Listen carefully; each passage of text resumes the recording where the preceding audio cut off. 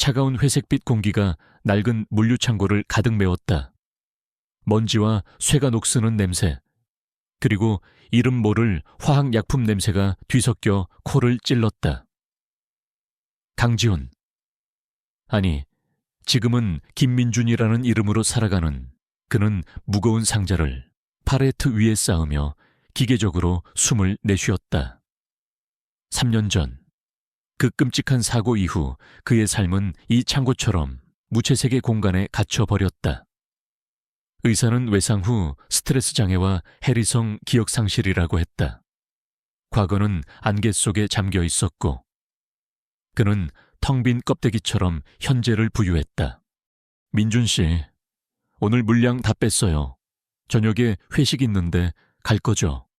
작업반장이 땀으로 번들거리는 얼굴로 다가와 물었다. 지우는 고개를 저었다. 그의 세상에서 회식이라는 단어는 이질적인 소음일 뿐이었다. 사람들과 억지로 웃으며 술잔을 부딪히는 것은 그에게 고역이었다. 그는 언제나 혼자였다. 아니, 혼자인 것이 편했다. 전 좀 피곤해서요.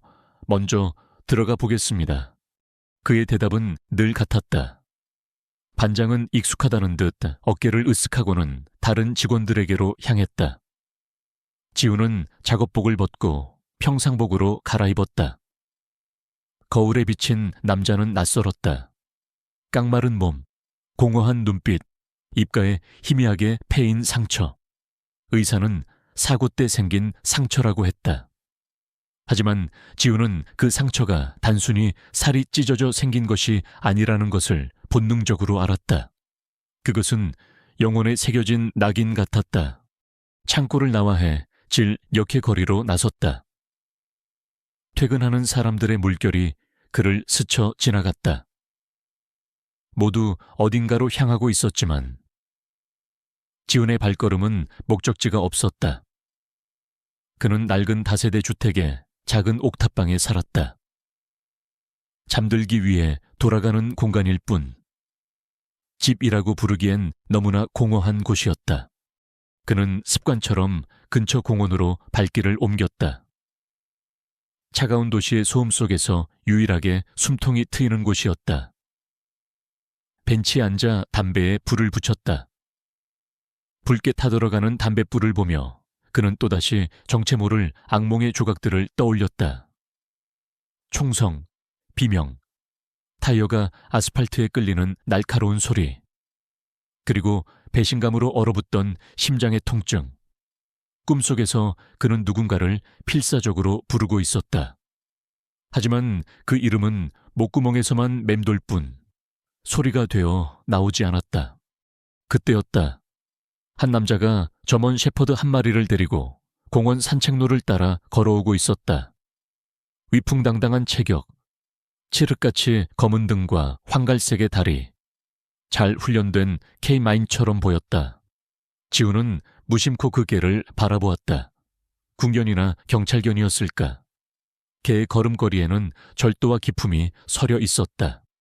개와 주인이 그의 벤치 앞을 지나치려는 순간 믿을 수 없는 일이 일어났다.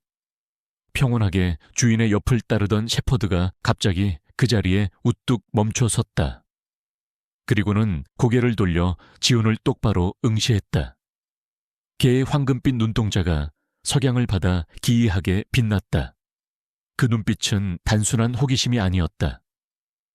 마치 오래전 잃어버렸던 무언가를 발견한 듯한 경이와 충격, 그리고 지독한 그리움이 뒤섞여 있었다. 레오, 왜 그래 가자? 주인인 듯한 남자가 목줄을 잡아당겼지만 걔는 꿈쩍도 하지 않았다. 그 거대한 몸이 부들부들 떨리기 시작했다. 그리고 다음 순간 걔는 낮은 신음소리를 내뱉었다. 크응, 그 소리는 짐승의 울음이라기보다는 말을 할 수 없는 존재가 터뜨리는 가장 절절한 탄식처럼 들렸다. 지우는 자신도 모르게 자리에서 일어났다. 개의 시선이 그의 심장을 꿰뚫는 것 같았다. 머릿속이 하얗게 비고 심장이 불규칙하게 날뛰기 시작했다. 낯설지만 동시에 지독하게 익숙한 감각이 온몸을 휘감았다. 리오 안드웨. 주인의 다급한 외침과 함께 셰퍼드는 목줄을 뿌리치듯 앞으로 뛰쳐나왔다. 목표는 단 하나. 바로 지훈이었다. 거대한 몸이 순식간에 그의 앞으로 다가왔다. 지훈은 반사적으로 몸을 움츠렸지만 예상했던 공격은 없었다. 대신 따뜻하고 거대한 몸이 그의 다리에 와서 부딪혔다. 개는 그의 다리에 머리를 비비며 낑낑거리는 소리를 냈다. 꼬리는 허공을 가를듯이 격렬하게 흔들리고 있었다. 죄송합니다. 이 녀석이 갑자기 왜 이러는지. 이리 와. 주인이 황급히 달려와 개의 목줄을 잡으려 했지만 셰퍼드는 지훈에게서 떨어지려 하지 않았다. 오히려 앞발을 들어 지훈의 가슴에 얹고는 젖은 코를 그의 뺨에 문지르기 시작했다. 따뜻한 혀가 그의 얼굴을 핥았다. 그 축축하고 부드러운 감촉에 지훈은 숨을 멈췄다. 그리고 그 순간 안개 같던 그의 기억 속에 아주 희미한 균열이 생겼다. 잘했어, 파트너. 역시 너뿐이야. 누군가의 목소리, 아주 따뜻하고 자랑스러움이 가득한 자신의 목소리였다. 그는 지금 눈앞에 이 개처럼 생긴 존재를 끌어안고 있었다. 흙먼지와 땀 냄새, 그리고 더없이 깊은 유대감. 지훈은 짧은 신음과 함께 머리를 감싸 쥐었다. 깨질 듯한 두통이 몰려왔다. 눈앞의 개와 주인의 모습이 흐릿하게 번졌다. 저기, 괜찮으세요? 얼굴이 새하얗게 질렸는데. 주인이 걱정스러운 목소리로 물었지만 지훈은 대답할 수 없었다. 그의 귓게는 개의 절박한 낑낑거림과 자신의 거친 숨소리, 그리고 심장이 터질 듯이 뛰는 소리만이 가득했다. 셰퍼드는 마치 그의 고통을 안다는 듯이 더욱 필사적으로 그의 품에 파고들었다. 마치 주인님 저예요. 저를 기억해 주세요라고 온몸으로 외치는 것 같았다. 남자는 겨우겨우 개를 떼어냈다. 정말 죄송합니다. 평소에는 아주 얌전한 녀석인데 오늘따라 이상하네요. 실례했습니다. 그는 연신 사과하며 거의 끌다시피 개를 데리고 자리를 떠났다. 셰퍼드는 멀어지는 내내 뒤를 돌아보며 슬픈 울음소리를 냈다. 그 소리가 지훈의 텅 빈 가슴에 비수처럼 꽂혔다. 지훈은 한참 동안 그 자리에 못 박힌 듯 서 있었다. 해는 완전히 저물어 공원에는 어둠이 내리고 있었다. 뺨에는 아직도 개의 축축한 온기가 남아 있었다. 그는 떨리는 손으로 자신의 뺨을 만졌다. 그리고 무언가 뜨거운 것이 뺨을 타고 흐르는 것을 느꼈다. 눈물이었다. 3년 만에 처음 흘리는 눈물이었다. 왜 눈물이 나는지 알 수 없었다. 하지만 슬픔보다는 다른 감정이었다. 잃어버렸던 조각을 찾은 듯한 아릿함. 거대한 공허 속에 던져진 작은 돌멩이가 만들어낸 파문. 그의 멈춰있던 세상이. 낯선 점원 셰퍼드와의 만남으로 인해 아주 조금씩 다시 움직이기 시작하고 있었다. 그는 떨리는 다리로 자신의 옥탑방을 향해 걸었다. 머릿속은 여전히 혼란스러웠다. 개의 황금빛 눈동자, 절박한 울음소리, 그리고 기억의 파편 속에서 들려온 자신의 목소리. 모든 것이 뒤죽박죽 엉켜 그를 괴롭혔다. 아리오. 주인이 불렀던 개의 이름이 입가에 맴돌았다. 그 이름을 부르자 심장 한구석이 시큰하게 저려왔다. 마치 오랫동안 잊고 지냈던 자신의 이름 한 조각을 되찾은 기분이었다. 그날 밤 지훈은 잠을 이루지 못했다. 악몽은 찾아오지 않았다. 대신 어둠 속에서 그를 뚫어지게 바라보던 황금빛 눈동자만이 선명하게 떠올랐다. 잃어버린 과거로 향하는 문이 아주 조금 열린 것 같았다. 그리고 그는 예감했다. 그 문이 열쇠를 쥐고 있는 것은 바로 러라는 이름을 가진 그 점원 셰퍼드라는 것을 그의 무채색 같던 삶에 마침내 아주 작은 균열이 생기기 시작했다.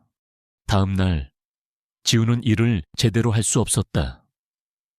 컨베이어 벨트 위로 무심하게 흘러가는 상자들을 보면서도 그의 머릿속은 온통 어제 공원에서 만난 점원 셰퍼드에 대한 생각으로 가득 차 있었다.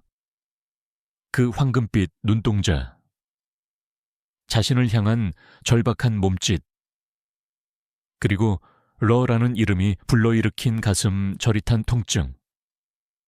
3년간 굳게 닫혀있던 그의 감정의 댐에 생긴 작은 균열은 밤사이에 둑을 무너뜨릴 듯 거대한 파도가 되어 그를 덮쳐왔다. 그는 조퇴를 했다. 몸이 아프다는 핑계를 댔지만 실제로 영혼이 앓고 있었다. 그는 홀린 듯이 어제의 그 공원으로 향했다. 아직 해가 중천에 떠있는 시간이었다. 그는 어제 그 벤치에 앉아 하염없이 기다렸다. 시간이 흐르고 아이들의 웃음소리와 연인들의 속삭임이 공원을 채웠다 사라졌지만 그가 기다리는 대상은 나타나지 않았다. 혹시 어제 그 일은 모두 환각이었을까? 너무나 외로운 나머지 자신이 만들어낸 환상은 아니었을까? 해가 뉘엿뉘엿 저물기 시작할 무렵 지훈이 거의 포기하고 자리에서 일어나려던 순간이었다. 저만치 산책로 입구에서 익숙한 형체가 나타났다. 어제와 똑같은 남자, 그리고 그의 곁을 늠름하게 걷고 있는 점원 셰퍼드, 러였다. 지훈의 심장이 세차게 방망이질을 시작했다. 러는 멀리서부터 지훈의 냄새를 맡은 듯 코를 킁킁거리며 주위를 두리번거렸다. 남자가 목줄을 단단히 쥐고 있었기에 어제와 같은 돌발 행동은 없었지만 러의 시선은 분명히 지훈이 앉아있는 벤치 쪽을 향해 있었다. 그 눈빛은 거기 계셨군요 라고 말하는 것 같았다. 지훈은 자신도 모르게 몸을 숨겼다. 지금 당장 달려가 개를 끌어안고 싶었지만 이성을 붙잡았다. 그는 먼저 알아야 했다. 저 남자는 누구이며 왜 러는 그와 함께 있는가? 그리고 왜 자신은 저 개에게 이토록 강렬하게 끌리는가? 그는 조용히 자리에서 일어나 그들의 뒤를 밟기 시작했다. 거리를 두고 나무와 건물 뒤에 몸을 숨기며 그림자처럼 움직였다. 이런 추적 행위가 너무나 자연스럽게 느껴져 그 자신도 놀랐다. 마치 잊고 있던 몸의 근육이 기억을 되찾은 듯했다. 그들이 도착한 곳은 공원에서 10여 분쯤 떨어진 부유한 동네의 고급 빌라 단지였다. 담쟁이 덩굴이 벽을 감싸고 있는 2층짜리 저택 앞에서 남자는 걸음을 멈췄다. 지훈은 길 건너편 어두운 골목에 몸을 숨기고 그 모습을 지켜보았다. 남자가 현관문 비밀번호를 누르자 러가 익숙하게 안으로 들어갔고 곧이어 문이 닫혔다. 지훈은 저택의 문패를 확인했다. 최태석. 낯선 이름이었다. 하지만 그 이름을 보는 순간 또다시 머릿속에서 날카로운 통증이 스쳐 지나갔다. 그는 주먹을 꽉 쥐었다. 이대로 돌아설 수는 없었다. 그는 길을 건너 그 저택의 초인종을 눌렀다. 무슨 말을 해야 할지 정하지도 않았다. 그저 이 문 안으로 들어가야 한다는, 러를 다시 한번 봐야 한다는 강렬한 충동만이 그를 지배했다. 잠시 후 누구시죠? 라는 인터폰 음성과 함께 문이 열렸다. 문을 연 것은 러의 주인이었다. 그는 실내복 차림이었고 갑작스러운 방문객에 약간 놀란 듯한 표정이었다. 누구신지. 남자의 얼굴을 정면으로 마주한 순간 지훈의 세상이 무너져 내렸다. 어제의 공원에서는 제대로 보지 못했던 남자의 얼굴, 부드러워 보이는 인상이었지만 날카롭게 빛나는 눈과 오만한 미소를 머금은 입술. 그 얼굴은 지훈의 악몽 속에 등장하던 바로 그 얼굴이었다. 지훈의 입에서 신음이 터져 나왔다. 머리를 강타하는 끔찍한 두통과 함께 기억의 파편들이 폭풍처럼 휘몰아쳤다. 비가 내리는 폐창고. 녹슨 철문이 삐걱거리는 소리. 그의 앞에는 최태석이 서 있었다. 지금보다 조금 더 젊지만 똑같이 냉소적인 눈빛을 한 최태석이, 그의 손에는 총이 들려 있었다. 미안하게 됐군. 지훈아, 넌 너무 많이 알아. 차가운 목소리. 그것은 동료를 향한 목소리가 아니었다. 제거해야 할 장애물을 향한 선고였다. 그리고 이어지는 귀를 찢는 총성. 자신의 가슴에 피어나는 붉은 꽃과 함께 무너져 내리던 몸. 멀어져가는 의식 속에서 러의 처절한 울부짖음이 들리는 듯했다. 유야. 지우는 비틀거리며 벽을 짚었다. 눈앞이 캄캄해지고 숨을 쉴 수가 없었다. 저기요, 괜찮습니까? 최태석의 목소리가 멀리서 들리는 것 같았다.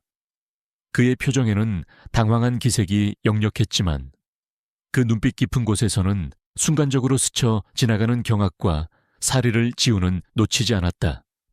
최태석이 그를 알아본 것이다. 3년 전에 분명히 죽였다고 생각했던 강지훈을. 당신 누구야? 지훈이 겨우 쥐어짜낸 목소리로 물었다. 최태석은 순간 굳었지만 이내 능숙한 연기자처럼 표정을 바꿨다. 그는 걱정스러운 얼굴로 지훈에게 다가오며 말했다. 괜찮으세요? 어제 공원에서 제개 때문에 놀라셨던 분 맞죠? 혹시 그때 충격으로 어디가 안 좋으신 겁니까? 병원에 가보셔야. 당신 최태석 맞지? 지훈이 그의 말을 자르고 물었다. 그 이름을 입 밖으로 내뱉자 배신감의 상처가 다시 한번 심장을 도려내는 듯했다. 최태석의 눈썹이 미세하게 꿈틀거렸다. 제 이름은 어떻게... 아, 문패를 보셨군요. 네, 최태석입니다만. 무슨 일이시죠? 용건이 없으시면 이만 돌아가 주셨으면 합니다. 그는 철저하게 지훈을 모르는 사람 취급했다. 심지어 경계심과 약간의 불쾌함마저 드러내며 거리를 두었다. 그 순간 집 안에서 러가 짖는 소리가 들렸다. 지훈의 목소리를 알아들은 것이다. 러는 미친 듯이 짖으며 현관문으로 달려오려는 듯 발톱이 마룻바닥에 긁히는 소리를 냈다. 리오, 조용히 해. 최태석이 집 안을 향해 날카롭게 소리쳤다. 그의 목소리에는 초조함이 묻어 있었다. 그는 다시 지훈을 보며 말했다. 보시다시피 걔가 낯선 사람을 보면 심하게 짖어서요. 정말 용건이 없으시면 이만 가주시죠.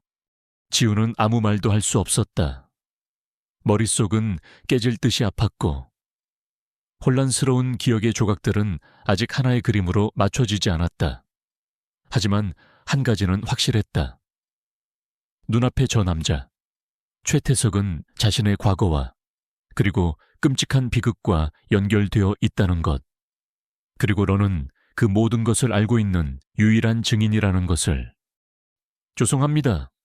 지훈은 힘없이 고개를 숙이고 돌아섰다. 지금은 때가 아니었다.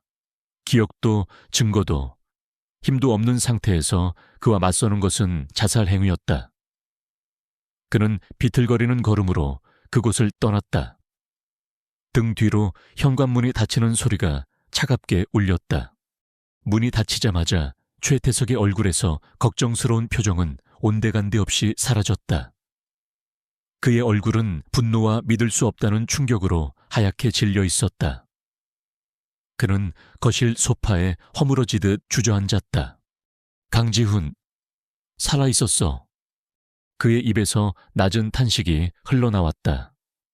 3년 전 그날 밤의 일이 생생하게 떠올랐다.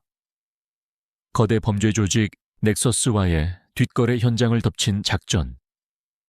작전 중 혼란을 틈타 거래 자금을 빼돌리고 그 사실을 눈치챈 강지훈을 제거했던 완벽한 계획. 그는 지훈의 심장에 총을 쐈고 그의 파트너 K9이었던 러는 마취총으로 제압했다. 지훈의 시신은 조직의 손에 넘겨 처리하도록 했고 러는 기억을 잃게 하는 약물을 주사한 뒤 은퇴시켜 자신이 거두었다. 감시와 통제의 목적이었다. 모든 것이 완벽하다고 생각했다. 그런데 그가 살아 돌아왔다. 기억은 잃은 듯 보였지만 그 눈빛은 예전의 강지훈 그대로였다. 그리고 무엇보다 러가 그를 알아봤다. 약물도 3년이라는 시간도 그 충성스러운 개의 기억을 지우지 못한 것이다. 젠장! 최태석은 욕설을 내뱉으며 테이블 위에 유리잔을 벽에 던져 박살냈다. 러가 그 소리에 놀라 낑낑거렸다. 그의 완벽했던 세계에 균열이 가기 시작했다. 강지훈이라는 망령이 그의 목을 조여오고 있었다. 이대로 둘 수는 없었다. 그가 모든 기억을 되찾기 전에, 러가 또 다른 변수를 만들기 전에 이번에야말로 확실하게 숨통을 끊어 놓아야 했다. 최태석은 떨리는 손으로 휴대폰을 꺼내 단축 번호를 눌렀다. 신호음이 몇 번 울린 뒤 무미건조한 남자의 목소리가 들려왔다. 네. 최태석은 목소리를 가다듬고 차갑게 말했다. 나다. 문제가 생겼다. 3년 전에 처리했던 쓰레기가 아직 남아있었어. 이번에는 흔적도 없이 깨끗하게 치워야겠다. 최태석이 떠난 후 그의 집에는 무거운 침묵과 보이지 않는 위협이 감돌았다. 러는 2층 서재에서 들려오는 주인의 분노에 찬 고함과 유리가 깨지는 소리에 온몸의 털을 곤두세웠다. 3년 전 마취 주사를 맞고 이곳에 끌려온 이후 러는 본능적으로 이 집의 공기가 잘못되었다는 것을 알고 있었다. 최태석은 음식을 주고 산책을 시켜주었지만 그의 손길에는 강지훈이 주던 따뜻함과 신뢰가 없었다. 그것은 감시자의 차가운 손길이었다. 어젯밤 진짜 주인을 만난 후 려의 혼란스럽던 세상은 비로소 제자리를 찾았다. 그의 모든 신경과 세포는 단 한 사람, 강지훈을 향해 있었다. 그리고 이제 그는 알 수 있었다. 최태석은 주인의 적이다. 어제 현관문 너머로 들려온 주인의 고통스러운 신음소리는 러의 심장에 불을 질렀다. 그는 이곳에 더 이상 머물 수 없었다. 주인을 지켜야 했다. 최태석은 그날 밤 늦게까지 전화를 붙들고 있었고 집에는 낯선 검은 양복의 남자들이 다녀가기도 했다. 그들의 몸에서는 위험한 냄새가 났다. 러는 조용히 웅크린 채 모든 것을 지켜보며 탈출할 기회를 엿보았다. 그는 단순한 애완견이 아니었다. 최고의 핸들러 강지훈과 함께 수많은 현장을 누빈 엘리트 K9이었다. 인내심과 관찰력은 그의 기본 소양이었다. 기회는 다음 날 오전에 찾아왔다. 최태석이 긴장된 얼굴로 출근하고 집안일을 돌보는 아주머니가 음식물 쓰레기를 버리기 위해 뒷문을 잠시 열어둔 틈을 러는 놓치지 않았다. 그는 소리 없이 몸을 낮춰 아주머니의 시야를 벗어났고 번개처럼 열린 문틈으로 빠져나갔다. 뒤에서 들려오는 아주머니의 비명소리를 뒤로 한 채 러는 맹렬하게 달리기 시작했다. 그의 목표는 명확했다. 어제 지훈이 떠나간 방향, 그의 옷에 희미하게 남아있던 그 냄새를 쫓는 것이었다. 도시의 복잡한 거리, 수많은 사람들과 자동차가 뿜어내는 소음과 배기가스가 그의 후각을 방해했지만 러의 코는 오직 하나의 냄새에만 집중했다. 3년간 그리워했던 세상에 단 하나뿐인 그의 파트너의 냄새. 몇 시간을 헤맨 끝에 러는 마침내 허름한 다세대 주택들이 밀집한 동네에 도착했다. 그리고 한 낡은 건물의 계단 앞에서 주인의 냄새가 가장 강하게 나는 것을 확인했다. 그는 계단을 뛰어 올라가 3층의 낡은 철문 앞에 멈춰 섰다. 문틈으로 주인의 채취가 새어나오고 있었다. 러는 안도감에 꼬리를 내리고 문에 앞발을 대고 긁기 시작했다. 그리고 낑낑거리며 낮은 신음소리로 주인을 불렀다. 한편 지훈은 뜬 눈으로 밤을 사운 뒤 무거운 몸을 일으켰다. 최태석과의 만남, 그리고 되살아난 기억의 파편들이 그의 머릿속을 헤집어 놓았다. 그는 더 이상 과거를 모르는 순진한 김민준이 아니었다. 그는 배신당하고 죽음의 문턱까지 갔던 강지훈이었다. 분노와 무력감이 동시에 그를 덮쳤다. 그때 문 밖에서 희미하게 무언가 긁는 소리와 함께 낑낑거리는 소리가 들렸다. 처음에는 환청인가 싶었다. 하지만 소리는 점점 더 선명하고 절박해졌다. 지훈은 조심스럽게 현관문으로 다가가 렌즈를 통해 밖을 내다보았다. 그곳에는 러가 있었다. 흙먼지로 더러워진 채 애처로운 눈으로 문을 긁고 있는 러. 지훈은 심장이 멎는 듯한 충격과 함께 황급히 문을 열었다. 문이 열리자마자 러는 그의 품으로 뛰어들었다. 어제보다 훨씬 더 격렬하고 훨씬 더 절박하게. 마치 다시는 헤어지지 않겠다는 듯이 지훈의 목을 끌어안고 핥아댔다. 지훈 역시 러를 힘껏 끌어안았다. 따뜻한 온기, 익숙한 채취. 이것은 환각이 아니었다. 그의 유일한 가족, 그의 파트너가 자신을 찾아온 것이다. 잃어버렸던 세상의 절반을 되찾은 기분이었다. 레오, 어떻게 여길... 그들의 감격적인 재회는 오래가지 못했다. 건물 아래에서 급하게 차가 멈추는 소리와 함께 거친 발소리가 계단을 울리며 다가왔다. 지훈은 러를 자신의 등 뒤로 숨기고 문틈으로 상황을 살폈다. 검은 양복을 입은 남자 2명이 험악한 얼굴로 계단을 올라오고 있었다. 그리고 그들 뒤에는 굳은 표정의 최태석이 있었다. 강지훈 아니, 김민준 씨라고 해야 하나. 네 개가 여기 있을 줄 알았지. 최태석의 목소리는 차갑게 가라앉아 있었다. 그는 마치 걱정하는 주인 행세를 하며 말했다. 러가 아침에 집을 나갔다는 연락을 받고 얼마나 놀랐는지 모릅니다. 이리 주시죠. 민폐를 끼쳐 죄송합니다. 그가 손을 내밀며 지훈에게 다가오려던 순간이었다. 지훈의 등 뒤에 있던 러가 앞으로 뛰쳐나오며 맹렬하게 짖기 시작했다. 크르릉, 멍멍, 털을 곤두쓰고. 날카로운 이빨을 드러낸 채 러는 최태석을 향해 금방이라도 달려들 듯한 방어 태세를 취했다. 그것은 어제 지훈에게 보여주었던 반가움과는 180도 다른 명백한 적의와 경고였다. 최태석의 얼굴이 순간적으로 일그러졌다. 그는 자신의 개가, 그것도 자신을 배신하고 다른 사람을 보호하는 모습을 대놓고 보이자 당혹감을 감추지 못했다. 리오 이리 와. 최태석이 명령했지만 러는 꿈쩍도 하지 않았다. 오히려 더욱 사납게 짖으며 지훈의 앞을 가로막았다. 이계의 충성심은 오직 한 사람만을 향해 있었다. 그 모습은 지훈에게 모든 것을 설명해주고 있었다. 러는 알고 있다. 누가 진짜 주인이고 누가 적인지를. 이계는 당신에게 가지 않을 겁니다. 지훈이 낮은 목소리로 말했다. 돌아가시죠. 최태석은 분노로 얼굴을 붉히며 지훈을 노려보았다. 그 개는 내 소유야.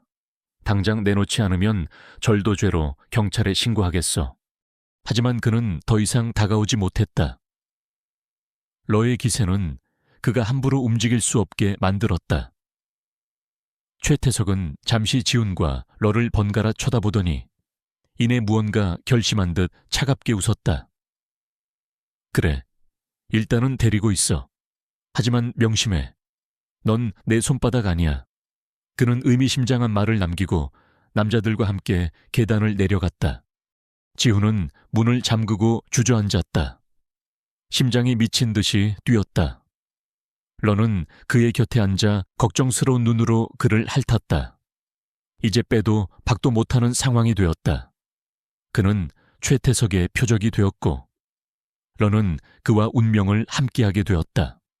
지훈은 러의 몸을 살폈다. 다행히 다친 곳은 없어 보였지만 먼 길을 달려오느라 지쳐 보였다. 그리고 목줄이 채워져 있던 목 부위에 작은 상처가 있었다. 무언가에 긁힌 자국 같았다. 그는 러를 제대로 돌봐줄 곳이 필요하다고 생각했다. 동시에 이 상황을 상의할 누군가가 절실했다. 그는 인터넷으로 근처 동물병원을 검색했다. 대형 병원보다는 조용하고 눈에 띄지 않는 곳이 필요했다. 그는 동네 구석에 있는 한강 동물병원이라는 작은 병원을 찾아냈다. 지우는 모자를 깊게 눌러쓰고 러를 데리고 병원으로 향했다. 병원은 낡은 상가 건물 1층에 있었고 내부는 작지만 깔끔하고 아늑했다. 한 여의사가 진료실에서 서류를 정리하고 있었다. 안녕하세요. 지훈이 조심스럽게 인사를 건네자 여의사가 고개를 들었다. 그녀가 바로 한서연이었다. 따뜻하고 지적인 눈매를 가진 그녀는 지훈과 러를 보고는 부드럽게 미소 지었다. 어서 오세요. 어머, 아주 늠름한 shepherd네요. 서연은 러를 보자마자 그저 평범한 개가 아니라는 것을 직감했다. 훈련된 개의 절도 있는 자세, 그리고 주인을 끊임없이 살피는 예민한 눈빛. 그녀는 러를 진찰대에 올리고 몸을 살피기 시작했다. 크게 다친 곳은 없네요. 발바닥이 조금 닳았는데 먼 길을 달려왔나 봐요. 그리고 목에 작은 상처가. 서연이 러의 목 상처를 살피던 중 무언가를 발견하고는 고개를 갸웃했다. 이상하네요. 마치 GPS 칩 같은 걸 억지로 떼어낸 자국 같아요. 그 말에 지훈의 심장이 덜컥 내려앉았다. 러가 스스로 추적 장치를 제거했을 수도 있다는 생각이 이르자 이 개의 지능과 충성심에 다시 한번 놀랐다. 서연은 러를 진찰하는 내내 지훈과 러 사이에 기묘한 유대감을 느꼈다. 지훈이 아무 말 없이 눈빛만 주어도 러는 얌전히 진찰을 받았다. 마치 서로의 생각을 읽고 있는 것 같았다. 그리고 지훈의 눈빛에 서려 있는 깊은 불안과 슬픔, 러의 그를 지키려는 듯한 보호 본능. 이 둘에게는 분명히 평범하지 않은 사연이 있었다. 진찰을 마친 서연은 지훈에게 영양제를 건네며 조심스럽게 물었다. 실례가 안 된다면 여쭤봐도 될까요, 이 아이? 보통 아이가 아닌 것 같은데, 그리고 두 분, 혹시 무슨 곤란한 일이라도 있으신가요? 그녀의 목소리에는 단순한 호기심이 아닌 진심 어린 걱정이 담겨 있었다. 지훈은 망설였다. 낯선 사람에게 자신의 상황을 털어놓는 것은 위험한 일이었다. 하지만 서연의 따뜻하고 흔들림 없는 눈빛을 보자 그는 자신도 모르게 마음의 벽을 조금 허물게 되었다. 그는 지금 지푸라기라도 잡고 싶은 심정이었다. 조금 복잡한 사정이 있습니다. 서연은 더 이상 묻지 않고 고개를 끄덕였다. 알겠습니다. 제가 뭘 도와드리면 될까요? 일단 오늘은 러가 편히 쉴 곳이 필요해 보이네요. 괜찮으시다면 오늘 밤은 저희 병원에서 지내게 하는 건 어떨까요? 제가 잘 돌보겠습니다. 그녀의 제안은 지훈에게 가뭄의 단비와도 같았다. 그는 지금 레어와 함께 자신의 작은 옥탑방으로 돌아가는 것이 얼마나 위험한지 잘 알고 있었다. 그는 잠시 고민하다가 결심한 듯 고개를 끄덕였다. 감사합니다. 정말 감사합니다. 지훈은 러의 머리를 쓰다듬으며 말했다. 러, 오늘 밤은 여기서 지내. 내일 꼭 데리러 올게. 러는 마치 그의 말을 알아들었다는 듯 그의 손을 핥았다. 지훈은 처음으로 타인에게서 받은 온기에 잠시나마 숨을 돌릴 수 있었다. 그는 아직 몰랐다. 이 작은 동물병원의 의사, 한서연이 앞으로 그의 외로운 싸움에 가장 든든한 아군이 되어주리라는 것을. 한서연의 동물병원에서 러를 남겨두고 돌아온 밤, 지훈은 처음으로 자신의 과거와 정면으로 마주했다. 그는 더 이상 도망치지 않았다. 옥탑방의 작은 책상 앞에 앉아 그는 낡은 종이에 기억나는 모든 것을 적기 시작했다. 최태석의 얼굴, 총성 배신감, 그리고 조각난 퍼즐들을 맞추려 애썼지만 가장 중요한 부분, 즉 왜 최태석이 자신을 죽이려 했는지에 대한 기억은 여전히 안개 속에 있었다. 다음 날 아침, 지우는 한강동물병원을 다시 찾았다. 한서연은 밤새 러를 잘 돌봐주었고 러는 지훈을 보자마디자 반가움에 꼬리를 흔들었다. 밤새 아주 얌전히 잘 있었어요. 정말 똑똑하고 충성스러운 아이예요. 서연이 따뜻한 미소로 말했다. 그녀의 눈빛은 여전히 걱정을 담고 있었지만 더 이상 캐묻지 않았다. 그 배려가 지훈에게는 오히려 더 큰 고마움으로 다가왔다. 감사합니다. 신세 많이 졌습니다. 지훈은 러를 데리고 병원을 나섰다.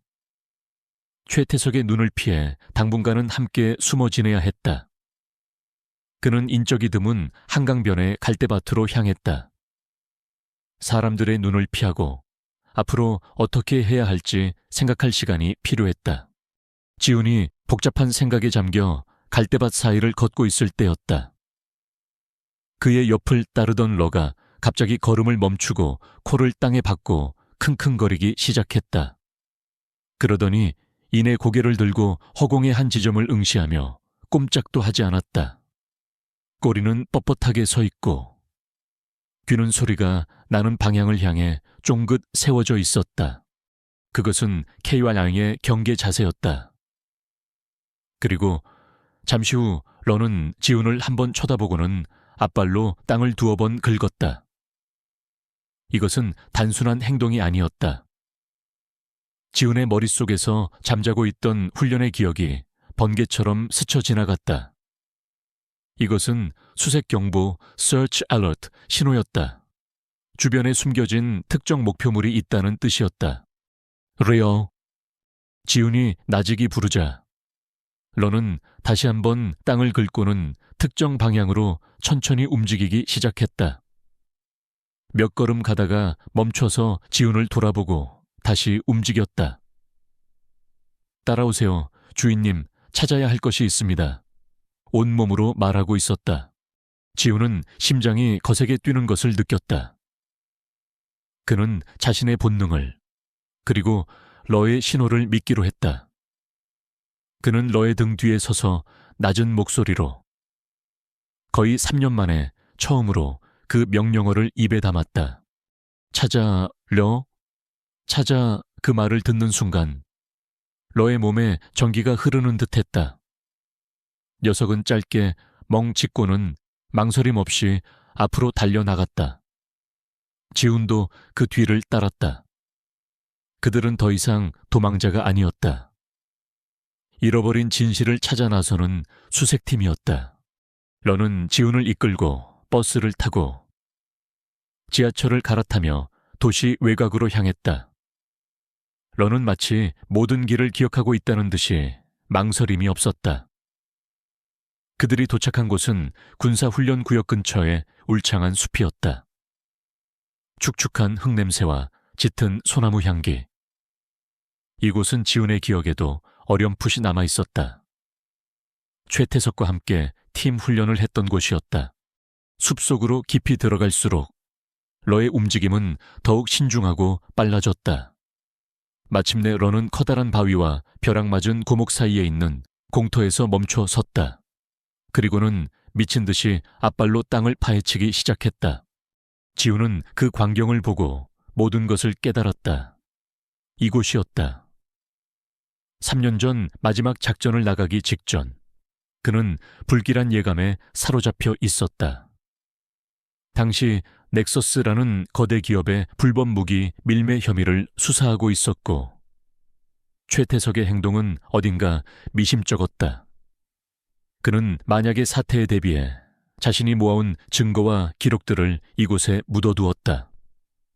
그리고 레어에게 마지막으로 가르친 훈련이 바로 이 장소를 기억하고 자신의 명령이 있을 때 파내는 것이었다. 아에리오. 지훈은 무릎을 꿇고 러와 함께 흙을 파내기 시작했다. 남자와 개의 손과 발이 하나가 되어 필사적으로 땅을 파헤쳤다.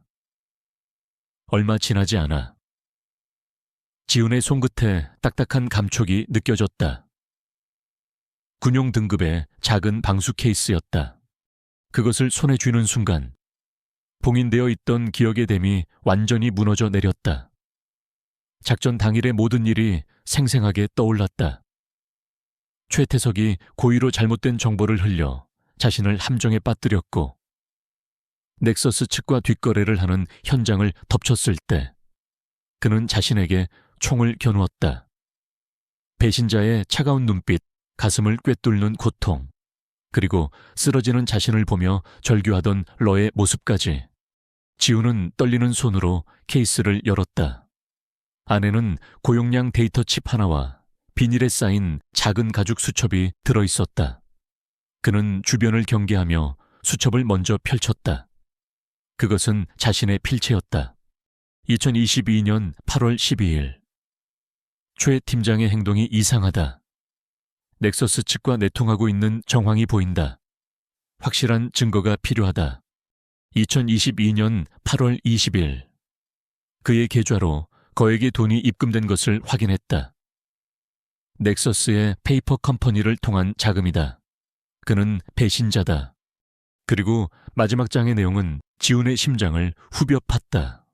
2022년 8월 28일. D-Day. 오늘 밤 모든 것이 밝혀지거나 아니면 내가 사라지거나 러. 만약 나에게 무슨 일이 생기면 이걸 반드시 찾아야 한다. 이 안의 정보가 우리의 마지막 정이다. 넌 할 수 있어, 파트너. 눈물이 지훈의 뺨을 타고 흘러내렸다. 그는 수첩을 가슴에 품고 러를 끌어안았다. 러, 내 파트너, 고맙다. 정말 고마워. 러는 그의 눈물을 핥아주며 낮은 신음소리를 냈다. 이것이 바로 믿을 수 없는 일의 전말이었다. 러는 단순한 재회를 한 것이 아니었다. 3년이라는 시간 동안 약물과 외로움 속에서도 주인의 마지막 명령을 잊지 않고 배신당한 주인의 정의를 되찾아주기 위해 돌아온 것이었다. 개의 충성심이 시간을 뛰어넘어 기적을 만들어낸 순간이었다. 지훈은 눈물을 닦고 데이터 칩을 살폈다. 그는 근처 PC방으로 들어가 가장 구석진 자리에 앉아 칩의 내용을 확인했다. 칩 안에는 최태석과 넥서스 간의 모든 검은 거래 내역이 담겨 있었다. 통화 녹음 파일, 비밀 계좌 내역, 무기 밀매 장부, 그리고 경찰 내부의 또 다른 조력자들의 명단까지. 그들이 얼마나 깊고 추악하게 얽혀 있는지 보여주는 완벽한 증거였다. 모든 진실을 확인한 지훈은 PC방을 나왔다. 이제 그는 더 이상 기억을 잃은 나약한 김민준이 아니었다. 그는 모든 것을 기억해냈고 복수의 칼날을 손에 쥔 강지훈이었다. 그의 눈빛에서는 혼란과 슬픔 대신 차갑고 강철 같은 결의가 빛나고 있었다. 그는 주머니 속 데이터 칩을 꽉 쥐었다. 이제 사냥의 시간이었다. 최태석과 넥서스. 그들이 자신에게서 빼앗아간 모든 것을 되찾고 그들을 법의 심판대에 세울 것이다. 그리고 그 길의 시작과 끝에는 그의 가장 위대한 파트너, 러가 함께할 것이었다. 기억과 증거를 되찾은 강지훈은 더 이상 과거의 망령에 쫓기는 피해자가 아니었다. 그의 눈빛은 차가운 분노와 날카로운 이성으로 빛났고 그의 모든 행동은 한치의 오차도 없는 전략가의 그것으로 변해 있었다. 그는 옥탑방을 버리고 러와 함께 도시 외곽의 낡은 폐공장으로 거처를 옮겼다. 먼지 쌓인 기계들과 녹슨 철골 구조물은 최태석의 추적을 피할 수 있는 완벽한 은신처였다. 그는 밤새도록 데이터 칩의 내용을 분석했다. 최태석과 넥서스의 범죄 네트워크는 상상 이상으로 거대하고 견고했다. 단순한 비리 경찰과 기업의 유착이 아니었다. 정치권까지 뻗어있는 거대한 악의 카르텔이었다. 혼자서는 이길 수 없는 싸움이었다. 내부의 조력자가 반드시 필요했다. 그의 머릿속에 한 사람의 얼굴이 떠올랐다. 박진우 순경. 경찰학교를 갓 졸업하고 자신의 팀에 배치되었던 어리숙하지만 정의감만큼은 누구보다 투철했던 후배. 그는 지훈을 진심으로 존경하고 따랐다. 3년 전 그날 지훈의 순직 소식을 듣고 가장 서럽게 울었던 사람이기도 했다.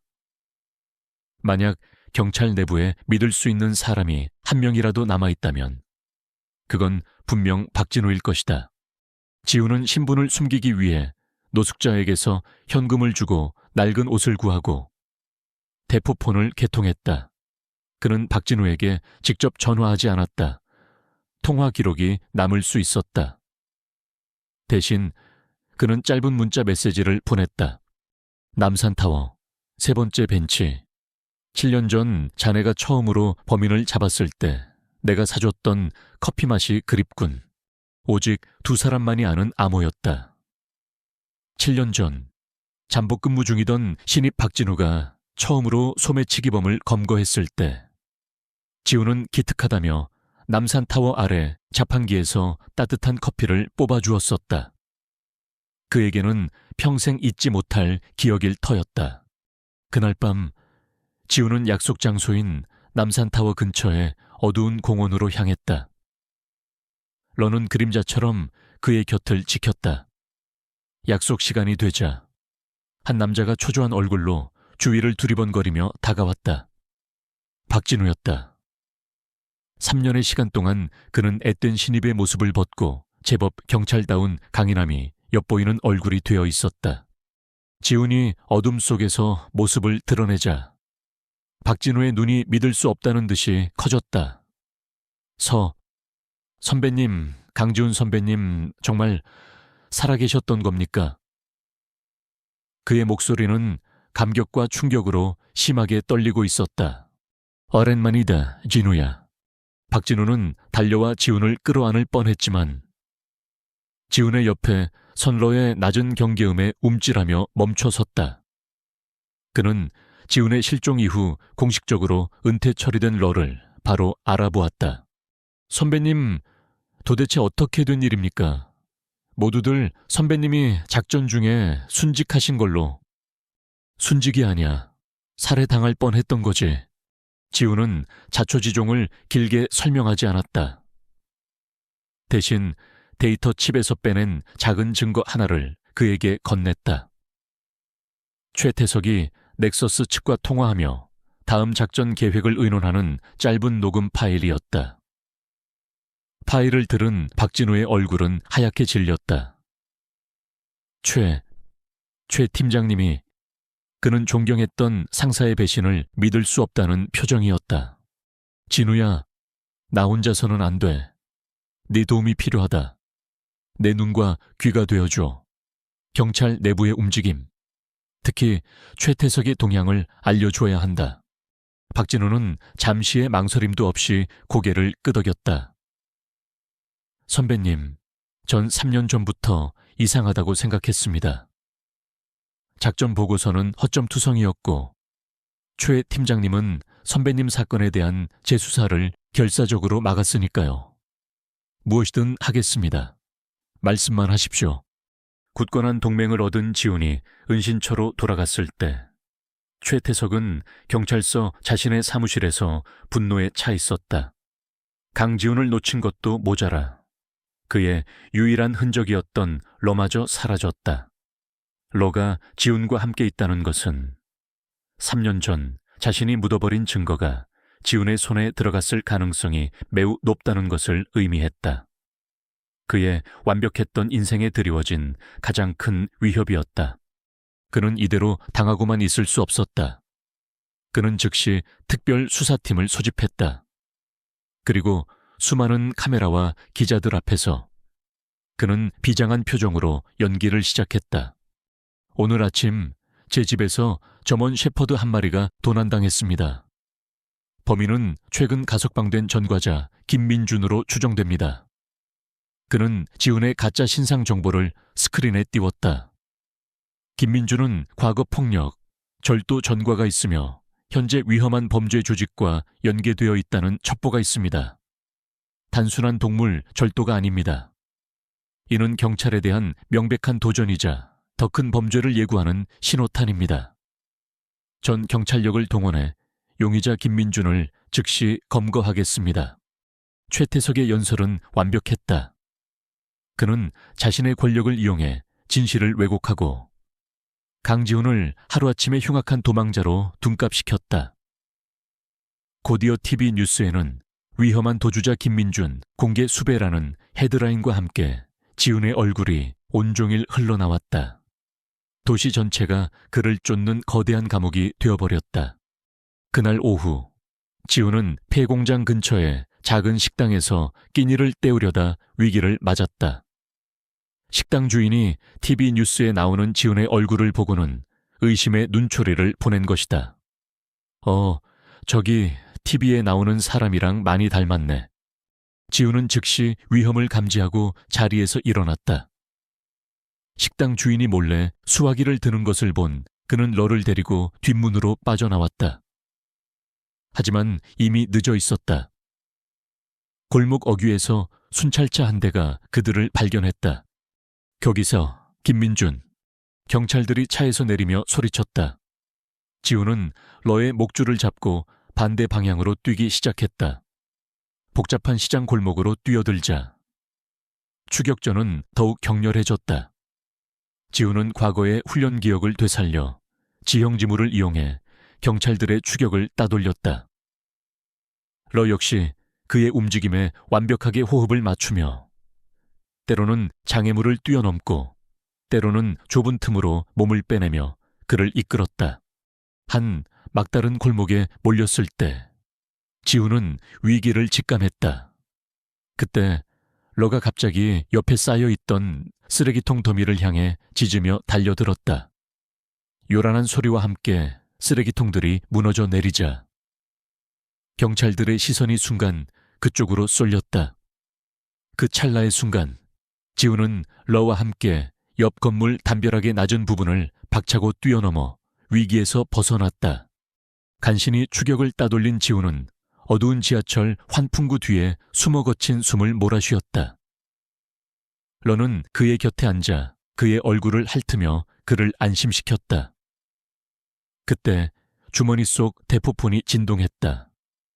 박진우였다. 선배님 괜찮으세요? 지금 시내 전체에 수배령이 내려졌습니다. 초에 팀장이 선배님을 단순 도망자가 아니라 테러 조직원으로 몰아가고 있습니다. 이건 함정입니다. 일부러 선배님을 자극해서 밖으로 끌어내려는 속셈이에요. 박진우의 다급한 목소리를 들으며 지훈은 자신을 향해 좁혀오는 거대한 그물을 실감했다. 하지만 그의 눈에는 두려움이 없었다.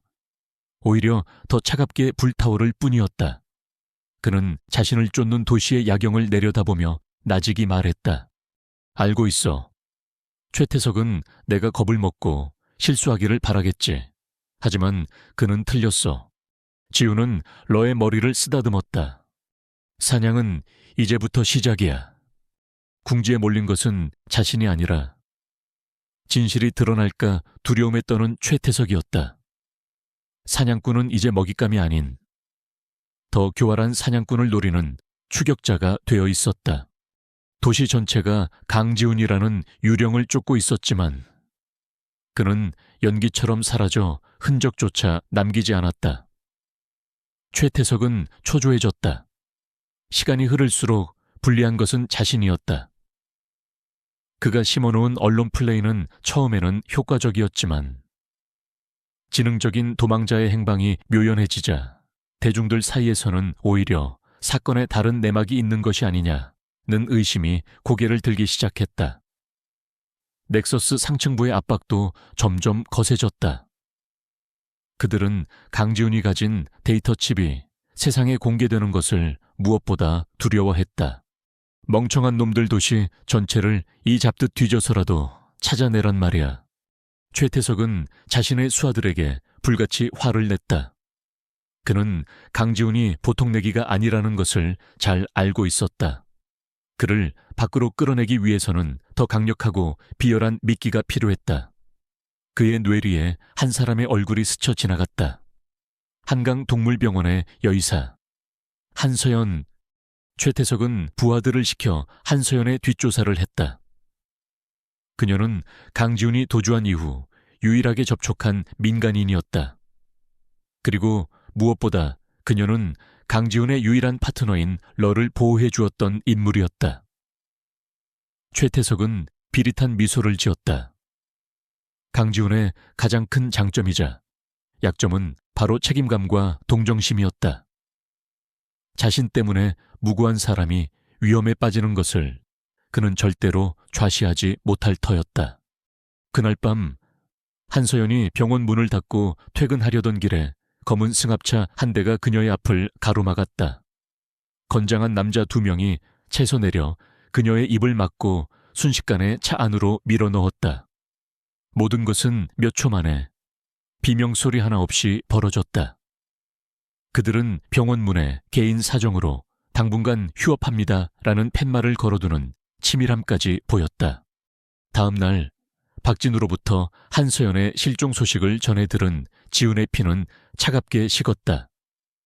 올 것이 왔다고 생각했다. 그는 자신 때문에 한서연이 위험에 빠졌다는 죄책감에 주먹을 세게 쥐었다. 아니나 다를까. 잠시 후 그의 대포폰으로 발신번호 표시제한 전화가 걸려왔다. 최태석의 수화 목소리였다. 강지훈이지 내 놈 때문에 애꿎은 여자가 고생하는군. 살리고 싶으면 오늘 밤 자정까지 인천항 제7부두 폐창고로 혼자 와. 우리가 원하는 물건도 잊지 말고 가져와야 할 거야. 경찰에 알리거나 딴 생각을 하면 이 여자는 바다에 수장될 줄 알아. 전화는 일방적으로 끊겼다. 분노가 머리끝까지 치밀었지만 지훈은 곧바로 냉정을 되찾았다. 이것은 명백한 함정이었다. 그들이 원하는 것은 데이터 칩이고 자신의 목숨이었다. 하지만 그는 물러설 수 없었다. 그는 즉시 박진우에게 연락해 자신의 계획을 전달했다. 진우야, 이건 함정이다. 내가 놈들을 상대하는 동안 너는 믿을 만한 동료 몇 명만 데리고 제7부두 외곽을 포위해줘. 내가 신호를 보내면 그때 진입해서 놈들을 일망타진하는 거야. 선배님, 너무 위험합니다. 혼자서는... 아니, 혼자가 아니야. 나겐 러가 있어. 지훈의 목소리에는 흔들림이 없었다. 그는 자신의 파트너를 믿었다. 박진우는 잠시 망설였지만 이내 굳은 목소리로 대답했다. 알겠습니다. 선배님, 반드시 살아 돌아오셔야 합니다. 자정이 가까워진 시간, 비가 추적추적 내리는 인천항 제7부두. 버려진 컨테이너들과 낡은 창고들이 거대한 미로처럼 얽혀있는 이곳은 음산한 기운으로 가득했다. 지훈은 레오와 함께 어둠 속에 몸을 숨긴 채 폐창고를 주시했다. 러는 비에 젖은 공기 속에서 적들의 냄새를 맡으며 낮은 경계음을 냈다. 지훈은 허리에 데이터 칩을 단단히 고정하고 러의 머리를 쓰다듬었다. 시작하자 파트너. 그들은 소리 없는 유령처럼 움직이기 시작했다. 과거 특수임무를 수행하던 시절의 감각이 온몸에서 되살아났다. 러는 뛰어난 후각과 청각으로 보이지 않는 곳에 매복한 적들의 위치를 정확히 파악했다. 러가 특정 컨테이너 앞에서 멈춰서 꼬리로 신호를 보내면 지훈은 쇠파이프를 다른 곳으로 던져 소리를 냈다. 매복해 있던 괴한이 소리가 난 쪽으로 고개를 돌리는 순간 지훈은 등 뒤로 다가가 소리 없이 그를 제압했다. 그들은 완벽한 한 팀이었다. 지훈이 전술을 짜고 길을 열면 러는 그의 눈과 귀가 되어 위험을 감지하고 교란 작전을 펼쳤다. 언어는 필요 없었다. 눈빛과 작은 몸짓만으로도 그들은 서로의 의도를 완벽하게 이해했다. 그렇게 그들은 최태석이 깔아놓은 경계망을 하나씩 조용히 무너뜨리며 창고의 중심으로 향했다. 마침내 그들은 가장 큰 중앙 창고에 도착했다. 안에서는 희미한 불빛과 함께 남자들의 목소리가 새어나오고 있었다. 지우는 창문에 깨진 틈으로 안을 살폈다. 창고 중앙에는 한서연이 의자에 묶여 있었고 그 주위를 4명의 남자가 지키고 있었다. 지우는 러에게 손짓으로 신호를 보냈다. 대기, 그리고 내 신호에 맞춰 공격. 러는 자세를 낮추고 숨을 죽였다. 지우는 창고 뒤편에 낡은 환풍구를 통해 안으로 잠입했다. 그는 고양이처럼 소리 없이 대들보 위로 올라가 적들의 위치와 움직임을 파악했다. 그리고 작전이 시작되었다. 지우는 대들보 위에서 작은 돌멩이를 던져 남자 한 명의 시선을 다른 곳으로 유도했다. 그 순간 러가 창고의 반대편 입구에서 맹렬하게 짖으며 모습을 드러냈다. 남자들의 시선이 모두 러에게 쏠린 틈을 타 지우는 대들보에서 뛰어내리며 가장 가까이 있던 2명을 덮쳤다. 뭐야? 갑작스러운 기습에 남자들은 당황했다. 러는 훈련받은 대로 달려들어 한 남자의 팔을 물고 늘어지며 무력화시켰다. 순식간에 아수라장이 된 창고 안에서 지우는 번개처럼 움직이며 나머지 한 명마저 제압했다. 괜찮아요, 한서연 씨. 지우는 황급히 달려가 서연을 묶고 있던 밧줄을 풀어주었다. 서연은 공포에 질려 있었지만 지훈을 보자 안도의 눈물을 흘렸다. 지훈 씨, 무서웠어요. 미안합니다. 나 때문에. 지훈이 그녀를 부축해 일으키던 바로 그 순간이었다.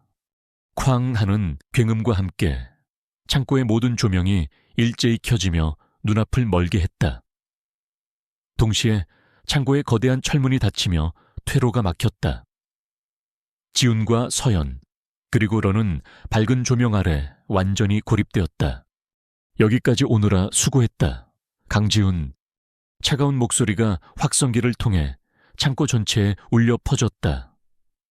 지훈이 고개를 들자 2층 난간 위에 최태석이 서 있었다.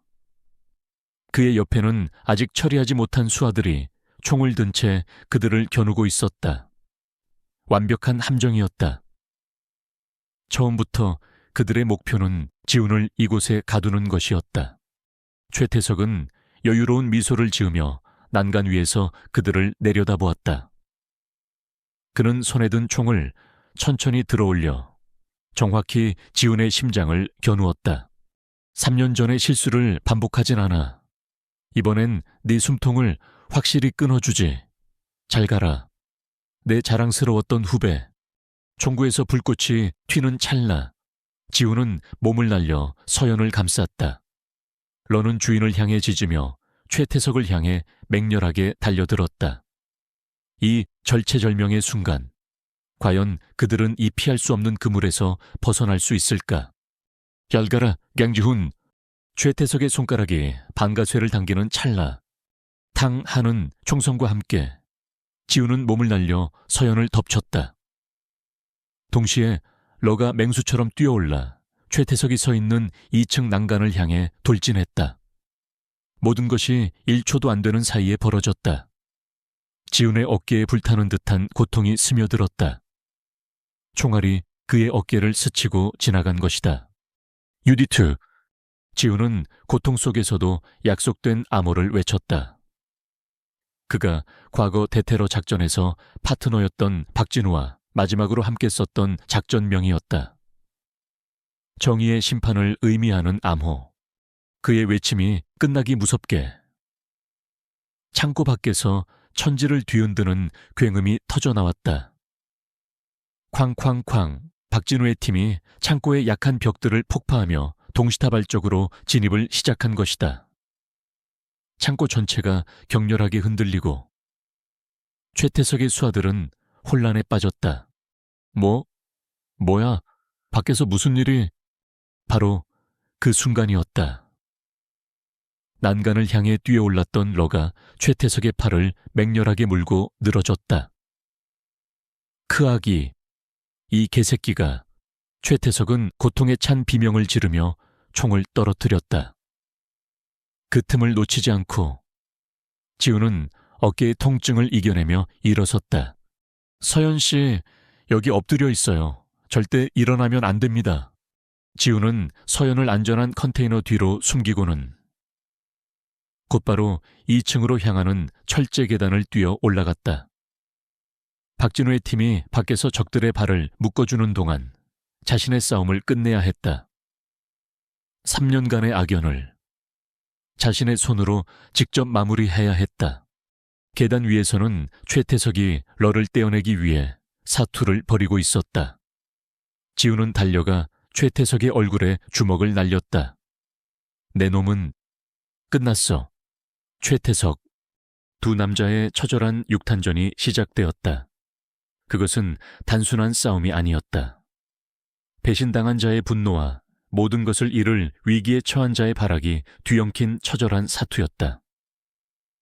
그들은 주먹을 주고받으며 난간 위를 뒹굴었다. 내 놈만 없었으면 내 완벽한 인생이었어. 최태석이 악에 받쳐 소리쳤다. 완벽한 인생 동료를 배신하고 썩은 돈에 영혼을 판 게 네가 말하는 완벽한 인생이냐. 지훈이 그의 멱살을 잡고 외쳤다. 결국 넌 넥서스의 개일 뿐이었어. 그들이 던져주는 뼈다귀나 핥는 비겁한 개. 지훈의 조롱은 최태석의 마지막 남은 이성의 끈을 끊어버렸다. 그는 광기 어린 웃음을 터뜨렸다. 그는 자신이 이겼다고 생각했다. 설사 여기서 죽더라도 강지훈 역시 함께 끌고 갈 수 있다고 믿었다. 그래, 내가 했다. 내 놈이 상상도 못할 돈과 권력을 위해서 답답할 정도로 정의만 외치던 멍청한 내 놈은 처음부터 내 상대가 안 됐어. 3년 전 내 놈 심장에 총을 박아 넣은 것도 나고 내 파트너인 저 개새끼에게 약물을 주사해서 바보로 만들려고 했던 것도 나다. 그런데도 살아 돌아와. 지옥에서라도 기어나오는 바퀴벌레 같은 놈. 최태석은 자신이 이겼다는 교만함에 빠져 모든 것을 자백했다. 창고 안의 모든 것이 곧 파괴되고 여기 있는 모두가 죽거나 잡힐 것이라고 믿었기에 가능한 오만이었다. 하지만 지훈은 그를 비웃고 있었다. 그는 최태석의 멱살을 잡은 손을 풀고 자신의 피 묻은 재킷 옷깃에 달려있던 작은 단추를 가리켰다. 그것은 평범한 단추가 아니었다. 초소형 고성능 카메라 렌즈가 희미하게 빛나고 있었다. 최태석 팀장님, 지훈이 차갑게 말했다. 지금 그 모습, 그 추악한 고백 전국으로 생중계되고 있습니다. 뭐, 최태석의 얼굴에서 웃음기가 사라졌다.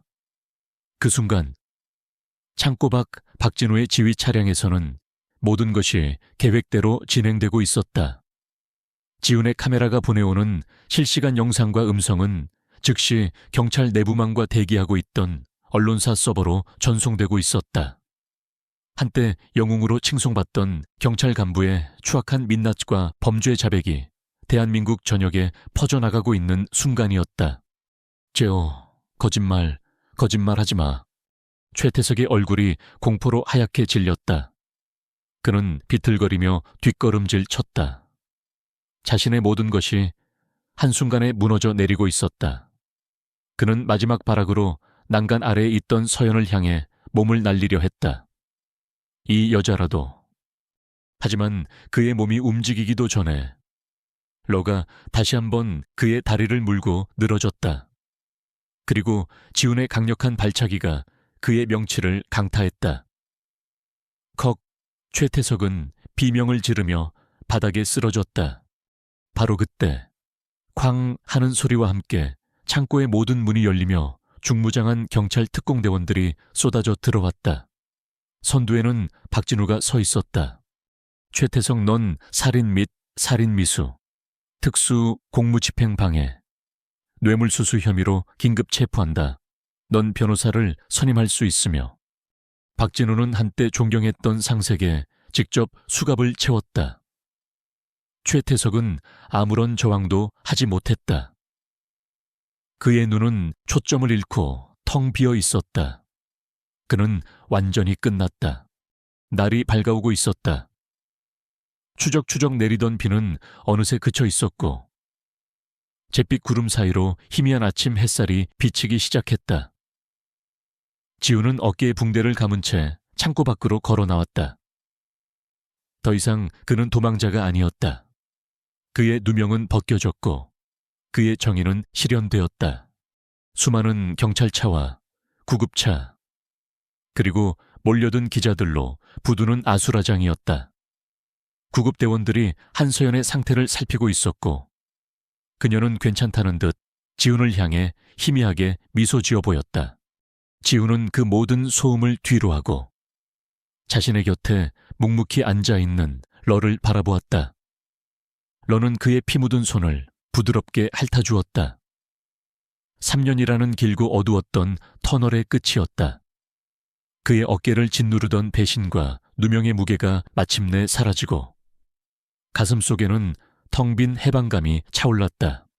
길고 길었던 밤이 끝나고 마침내 새로운 아침이 오고 있었다. 그로부터 6개월의 시간이 흘렀다. 대한민국을 뒤흔들었던 최태석 게이트는 마침내 긴 재판의 끝을 맺었다.